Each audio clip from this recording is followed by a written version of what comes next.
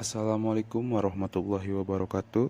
Perkenalkan, nama saya Muhammad Firsan Wijaya dari kelas non-reguler semester 2. Di sini saya akan mereview kembali materi pertemuan kedua yang disampaikan oleh Profesor Dr. Hajah Heni Nuraini, SHMH, dan asisten dosen Dr. Muhammad Rendi Ardiandi, SHMH. Sumber hukum pidana.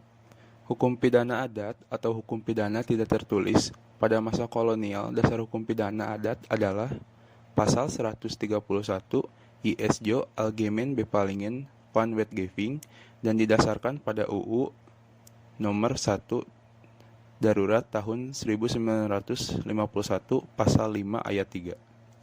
Pengertian hukum pidana atau strafrecht.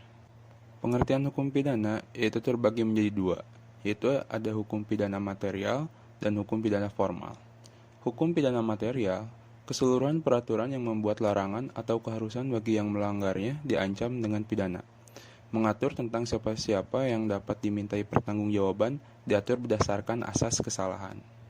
Sedangkan hukum pidana formal, keseluruhan peraturan yang memuat hak atau cara-cara negara untuk memberikan pemidanaan terhadap orang-orang yang melakukan perbuatan yang terlarang, merupakan hak negara yang dilakukan oleh aparat penegak hukum kriminal prosedur. Pembagian Kitab Undang-Undang Hukum Pidana.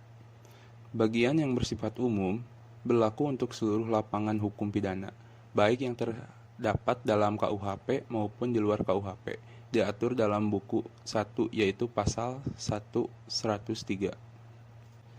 Sedangkan bagian yang bersifat khusus mengatur perbuatan-perbuatan yang mana dapat dipidanakan dan disertai ancaman berupa sanksi bagi yang melanggarnya, diatur dalam buku 2 pasal 104 hingga 488 tentang kejahatan.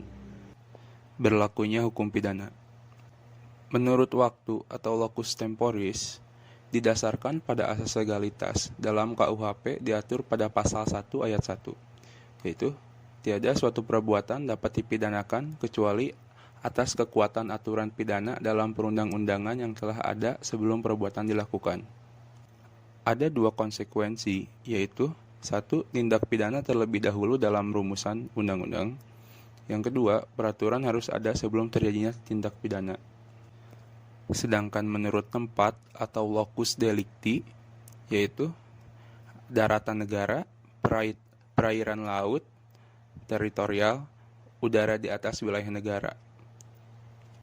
Mungkin cukup sekian yang bisa saya sampaikan. Mohon maaf bila ada salah kata. Wabillahi taufiq wal hidayah. Assalamualaikum warahmatullahi wabarakatuh.